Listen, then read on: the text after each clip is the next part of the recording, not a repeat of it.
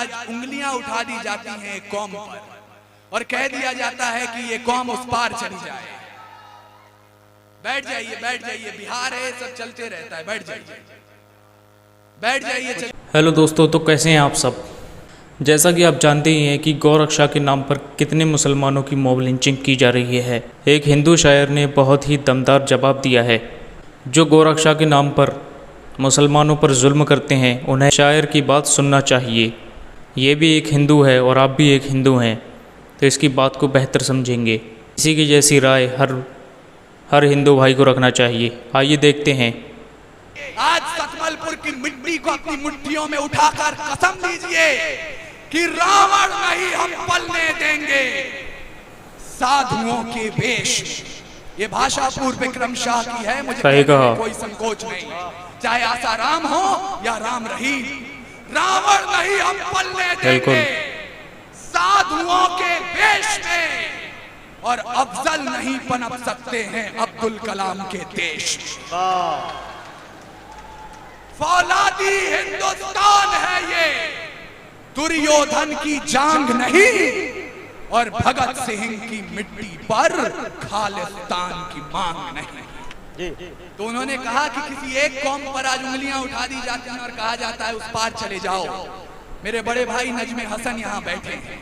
हम ये संघर्ष उस समय से कर रहे हैं जब इसका शुरुआती दौर था। आज ये पौधा पनप कर पेड़ हो गया और कहा जाता है कि उस पार चले जाओ, कोई एक कौम हिंदुस्तान से प्यार। सही कहा है। तो रजा साहब का कहा हुआ वाक्य है, मैं यहाँ कोट कर रहा हूँ। उन्होंने कहा कि आप तो वंदे मातरम बोलते हैं, भारत माता की जय बोलते हैं, चले जाते हैं, सिर्फ जुबान से बोलते हैं, लेकिन एक सच्चा मुसलमान जो 5 वक्त की नमाज पढ़ता है, जब नमाज पढ़ने के बाद अपना माथा मातरे वतन की मिट्टी से छुआ देता है तो हर बार वंदे मातरम बोलता है।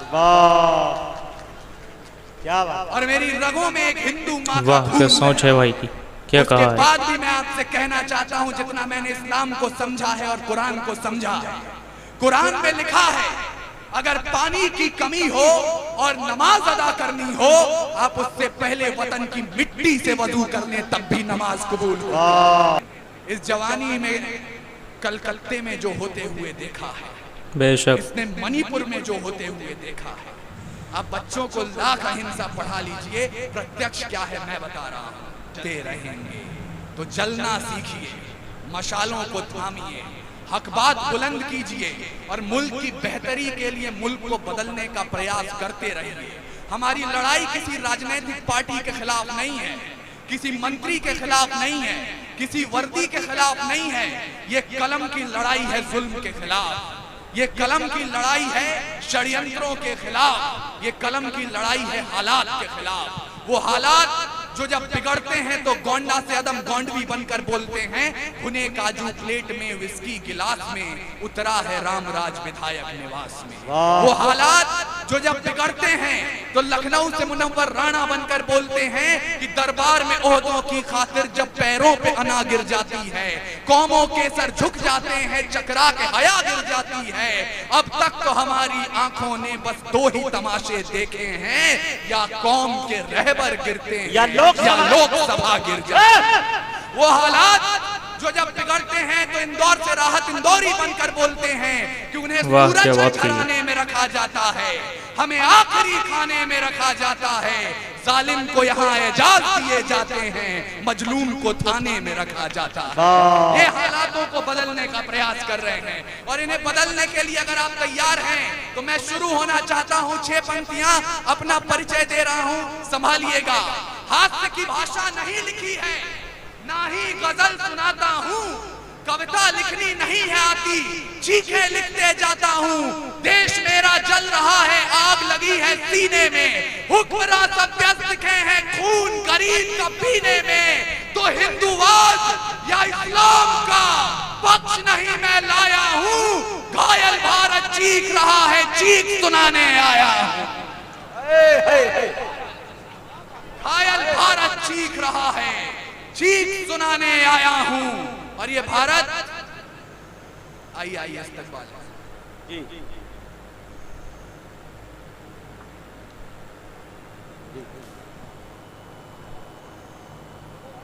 पढ़े पढ़े अशोक कुमार हमारे विधायक जी उर्फ मुन्ना तशरीफ लाए हैं, हम उनका स्वागत करते हैं।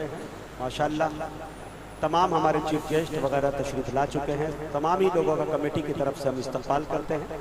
माइक पर एक अच्छा कवि इनकलाबी शायर आपके दरमियान है, दिलों को खोल कर सुने दोस्तों।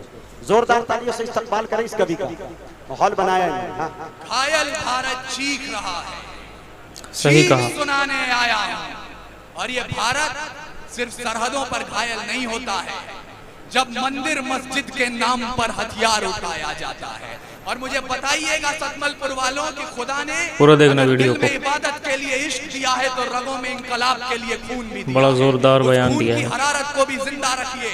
जब मंदिर मस्जिद के नाम पर हथियार उठाया जाता है या दुधमुंहों को भी हवस का शिकार बनाया जाता है, जब मठों के मठाधीश भी क्रोध में आने लगते हैं या मौलाना बारूदी पैगाम सुनाने लगते हैं, जब शाहरुख खान के बेटे को सजा कड़ी दी जाती है और अडानी पोर्ट की बात नहीं की जाती है, पेट्रोल की कीमत चढ़ते चढ़ते छूले आसमान को, पेट्रोल की कीमत चढ़ते चढ़ते छूले आसमान को, या लखीमपुर में सत्ता ने जब रौंद दिया किसान को, अरे न्यूज चैनलों ने भी जब राग दरबारी सीखा है, तब तब भारत जख्मी होकर मेरे जरिए चीखा है। अच्छा है भाई, बाप मैंने बहुत बचपन में शिवम अंबर साहब को सुन लिया था कि या बदचलन हवाओं का रुख मोड़ देंगे हम, या खुद को वाणी पुत्र कहना छोड़ देंगे हम। और जिस दिन भी सच लिखने में कांप गई कलम, कागज को फाड़ देंगे, कलम तोड़ देंगे। तो इसलिए आदरणीय विधायक जी और थाना प्रभारी महोदय, आप लोग जहां हो, इस भाषा को इसलिए सुनते रहिएगा क्योंकि अगर ये आवाजें जिंदा रहेंगी तो हिंदुस्तान के इंकलाब की मशालें जिंदा रहेंगी। और मैं आप लोगों से भी गुजारिश करना चाहता हूं, मैं निराशा बांटने नहीं आया हूं। ये सरकारें, ये सियासत, ये सत्ता का गुरूर, ये विपक्ष की कमजोरी 5 साल 10 साल 15 साल की है। सही कहा, यही हालत है आज की। पुरानी सभ्यता है, भूलिएगा मत। जब पूरी दुनिया को चिन्ह ज्ञान तो छोड़िए अक्षर ज्ञान नहीं था, हमने 4 वेदों की रचना कर दी थी। इस मिट्टी की कोख से निकला एक पत्थर जिसे कोहिनूर कहते हैं, उसे खरीद सके इतनी हैसियत पूरी दुनिया की दौलत में नहीं थी। और तो और सिकंदर की शमशीर में इतना फौलाद नहीं था, उसके किसी भी सैनिक के पांव की इतनी औकात नहीं थी कि इस मिट्टी के एक भी जर्रे के माथे पर विराजमान हो जाए। तब जाकर अल्लामा इकबाल ने लिखा, यूनान मिस्र रोमा सब मिट गए जहां से, कुछ बात तो है कि हस्ती मिटती नहीं हमारी, सदियों रहा है दुश्मन दौरे हमारा, सारे जहां से अच्छा हिंदुस्तान। और आपको सोचना होगा, आपको समझना होगा कि वो क्या बात है। कुछ बात तो है कि हस्ती मिटती नहीं हमारी। वो क्या बात है कि पिछले 900 सालों में शक, हूर, तुर्क, तातार, कुषाण, यवन, चंगेज, पठान, मंगोल, मुगल, डच, फ्रांसीसी, पुर्तगाली और अंग्रेज आकर चले गए, हिंदुस्तान अभी भी जिंदा है। वो कारण मैं आपको बता रहा हूं। आप दुनिया भर के साहित्य पढ़ लीजिए, जिस धर्म ने, जिस सभ्यता ने उन पर हुकूमत किए, साहित्य को उसका रंग दे दिया, उसकी भाषा दे दी। अकेले हिंदुस्तान का साहित्य कहता है कि मंदिर में दाना चुगकर चिड़िया मस्जिद में पानी पीती थी। मैंने सुना है राधा की चुनरी सलमा बेगम सीती थी। एक रफी था, बहुत खूब, महफिल में रघुपति राघव गाता था, एक प्रेमचंद जो बच्चों को ईदगाह सुनाता था। वो हिंदुस्तान देखना चाहते हैं हम, लेकिन हमारी जवानियों को आज लगता है कि आधी रात को नाइट क्लब में हाथ में बियर की बोतल लेकर ठुमके लगाना जवानी का मतलब है। क्षमा कीजिएगा, ऐसा नहीं है। खुदी राम ने खुददारी से हंसकर जिसका दान दिया, भगत सिंह ने चूमा फंदा और जिसे कुर्बान किया, आगोश में जिसके सुभाष से निकले लश्कर हिंद बनाया था, फतेह सिंह और जोरावर ने दहलीज में जिसे ठुकराया था, संघर्षों में बुनियाद बनी जो आजादी के बोल की, सुलग रही थी करबनाल में शेखर के पिस्तौल की, और खिल रही थी रोम रोम में अशफाकुल्ला खान के, वही जवानी दौड़ रही है खून में हिंदुस्तान। क्या बात है, बहुत अच्छे भाई। वही जवानी दौड़ रही है खून में हिंदुस्तान के, लेकिन इस जवानी में कलकत्ते में जो होते हुए देखा है, इसने मणिपुर में जो होते हुए देखा है। अब बच्चों को लाख अहिंसा पढ़ा लीजिए, प्रत्यक्ष क्या है मैं बता रहा हूं। बाज का खतरा सदा रहा है चिड़ियों की मुस्कानों पर। क्या बात है। इस बात को रेखांकित कीजिएगा। लाख अहिंसा का पाठ पढ़ाएं आप, पर बाज का खतरा सदा रहा है चिड़ियों की मुस्कानों पर, और दीपक भारी नहीं पड़े हैं आंधी और तूफानों पर। क्या बात है। आज तक तो भेड़ियों ने प्रीत के गीत नहीं गाए, घोर अमावस्या रातों से जुगनू जीत नहीं पाए। अरे ताप सूर्य का ताल ठोक कर सुबह की ओस से जीता है, सिर्फ कहानी किस्सों में कछुआ खरगोश से जीता है। बिन परवाज के चिड़िया पर तनिक नहीं इतराती है, हाथ जोड़कर मधुमक्खी भी छत्ता नहीं बचाती है, और अंबर की नपाई जैसे पंखों से की जाती है, शहद के छत्ते की रक्षा भी डंकों से की जाती है। इसलिए डंक मारना भी सीखिए।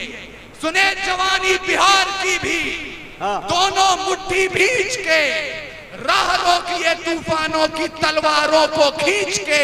अरे परिवर्तन का नया उजाला केवल मशाल ही लाएंगे, और चिराग जलाकर इनकलाब ना आए हैं ना आएंगे।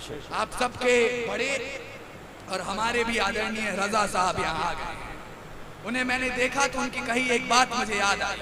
आज जब मैं उनके साथ बैठा था तो उन्होंने फरमाया कि आज उंगलियां उठा दी जाती हैं एक कौम पर, और कह दिया जाता है कि ये कौम उस पार चली जाए। बैठ जाइए बैठ जाइए, बिहार है, सब चलते रहता है, बैठ जाइए बैठ जाइए चचा बैठ जाए भाई। कमेटी के सारे लोग मौजूद हैं यहाँ, मुशायरा सुनने की कोशिश कर रहे हैं जी। तो उन्होंने कहा कि किसी एक कौम पर आज उंगलियां उठा दी जाती हैं और कहा जाता है उस पार चले जाओ। मेरे बड़े भाई नजमे हसन यहाँ बैठे हैं। हम ये संघर्ष उस समय से कर रहे हैं जब इसका शुरुआती दौर था। आज ये पौधा पनप कर पेड़ हो गया, और कहा जाता है कि उस पार चले जाओ, कोई एक कौम हिंदुस्तान से प्यार नहीं करती। तो रजा साहब का कहा हुआ वाक्य है, मैं यहाँ कोट कर रहा हूँ। उन्होंने कहा कि आप तो वंदे मातरम बोलते हैं, भारत माता की जय बोलते हैं, चले जाते हैं, सिर्फ जुबान से बोलते हैं, लेकिन एक सच्चा मुसलमान जो 5 वक्त की नमाज पढ़ता है, जब नमाज पढ़ने के बाद अपना माथा मादरे वतन की मिट्टी से छुआ देता है तो हर बार वंदे मातरम बोलता है। वाह क्या बात। और मेरी रगों में एक हिंदू माँ का खून बह रहा है। उसके बाद भी मैं आपसे कहना चाहता हूं, जितना मैंने इस्लाम को समझा है और कुरान को समझा है, कुरान में लिखा है अगर पानी की कमी हो और नमाज अदा करनी हो, आप उससे पहले वतन की मिट्टी से वजू कर लें, तब भी नमाज कबूल हो। क्या बात। और ये आजादी का इतिहास है। इतिहास के पन्ने पलट के देखिएगा। जब जलियांवाला बाग में जनरल डायर ने गोली चलाने का आदेश दे दिया तो उनसे पूछा गया क्यों चलवाई थी गोली। बोले पठान भाग रहे थे इसलिए गोली चलानी पड़ गई। तब अब्दुल गफ्फार खान ने खड़े होकर कहा था कि अगर गोरी सरकार एक भी पठान की पीठ पे गोली दिखा दे तो मुसलमान उसी समय आजादी के संग्राम से पीछे हट जाएंगे। पूरे 5 दिनों तक पोस्टमार्टम चला, 76 पठानों की लाश मिली और 76 के 76 ने गोली अपने सीने पर खाई। और मैं इसलिए बोल रहा हूं क्योंकि ये इस मंच का काम है जोड़ना, तोड़ना खादी का काम होगा, मंच का काम है जोड़ना। और मैं अपने बड़ों से सुनते आया हूं, कविता और शायरी कभी भी सियासत का समर्थन नहीं करती है। जिस दिन शायरी सत्ता के समर्थन में उतर आती है उस दिन या तो सरकार गिरती है या शायरी मरती है।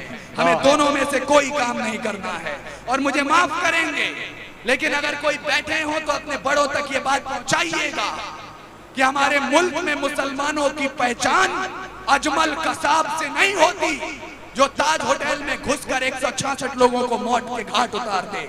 हमारे देश में मुसलमानों की पहचान होती है तो कब्रिस्तान के उन खुददार रखवालों से जो बंबई कब्रिस्तान के गेट पर खड़े हो गए और बोले मर जाएंगे लेकिन इस नापाक जिस्म को अपने कब्रिस्तान में दफन नहीं होने। वाह वाह वाह वाह वाह, अच्छा है। मैं 4 पंक्तियां आपके समक्ष रख रहा हूं और इन 4 लाइनों पर भूल जाइएगा आप हिंदू मुसलमान सिख ईसाई हैं, भूल जाइएगा आप भाजपा सपा राजद से कोई रिश्ता रखते हैं। सिर्फ भारत माँ के बेटे और भारत माँ की वीरांगनाएं सुने और मुझे बताएं, ये संकल्प लीजिए, आज सतमलपुर की मिट्टी को अपनी मुट्ठियों में उठाकर कसम लीजिए कि रावण नहीं हम पलने देंगे साधुओं के वेश। ये भाषा पूर्व विक्रम शाह की है, मुझे कहने में कोई संकोच नहीं, चाहे आसाराम हो या राम रहीम। रावण नहीं हम पलने देंगे साधुओं के वेश में, और अफजल नहीं पनप सकते हैं अब्दुल कलाम के देश। फौलादी हिंदुस्तान है ये, दुर्योधन की जांग नहीं और भगत सिंह की मिट्टी पर खालिस्तान की मांग नहीं। इतिहास पृष्ठ पर लिखे गए जो फिर वो पाप नहीं होंगे। 17 बार मोहम्मद गोरी हरगिज माफ नहीं होंगे। रण विजय के बाद विरण के वस्त्र नहीं अब छोड़ेंगे। कलिंग फतेह के बाद अशोक शस्त्र नहीं अब छोड़ेंगे। 57 के जीत की डोली झांसी रोकी जाएगी, अब के बार भगत सिंह की फांसी रोकी जाएगी। और हिंदुओं के मुस्लिम उनके शीश नहीं कटने देंगे, कसम तिरंगे की हमको फिर देश नहीं पटने देंगे।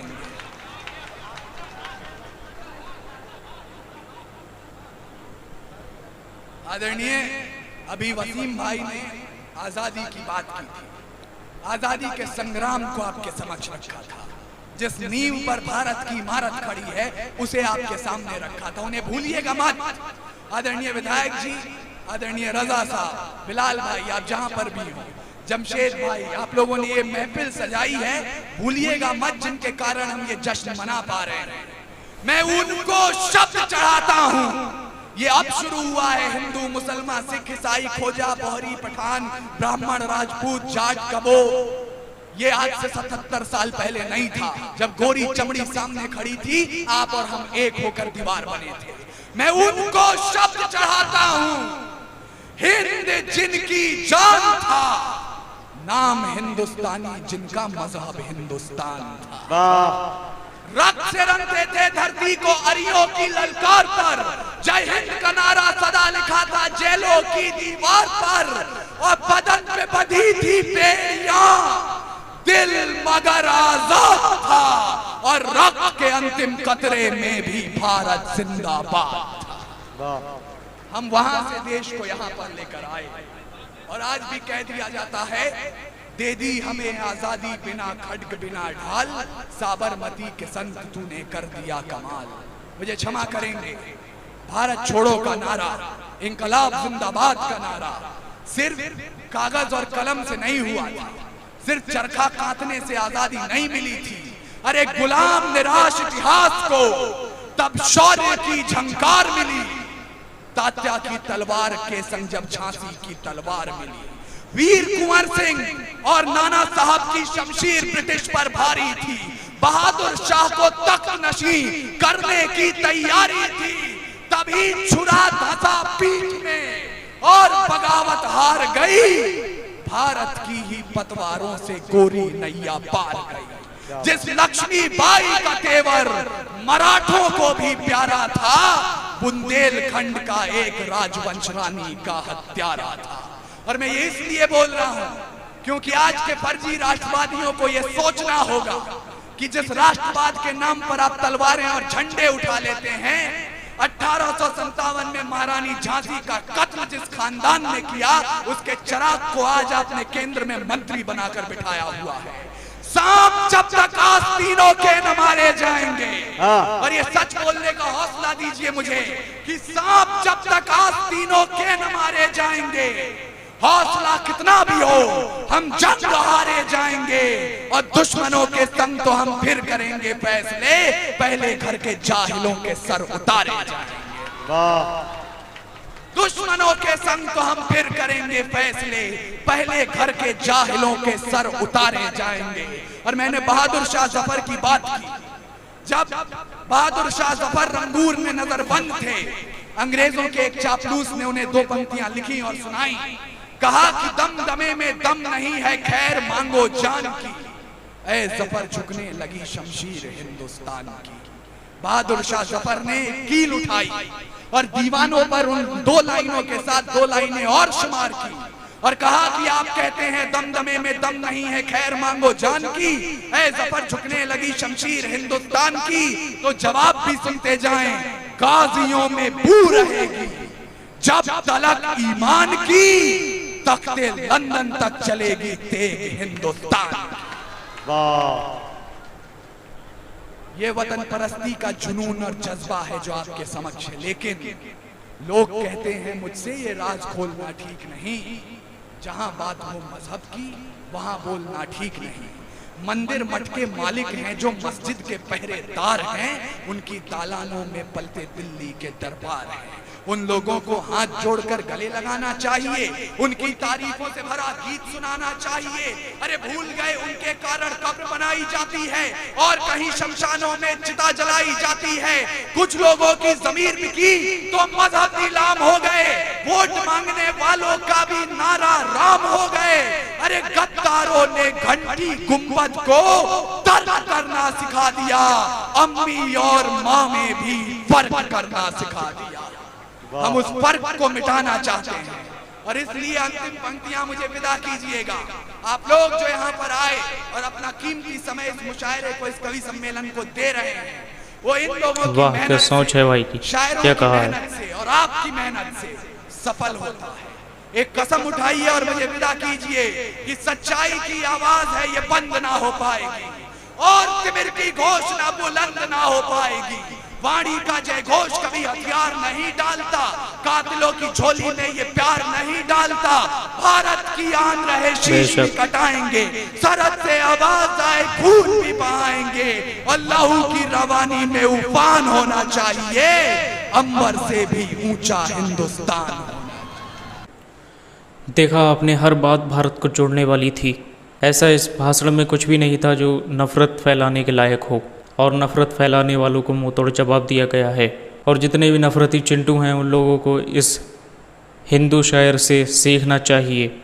वीडियो अच्छी लगी हो तो वीडियो को लाइक करके सब्सक्राइब कर देना और वीडियो को शेयर भी कर देना।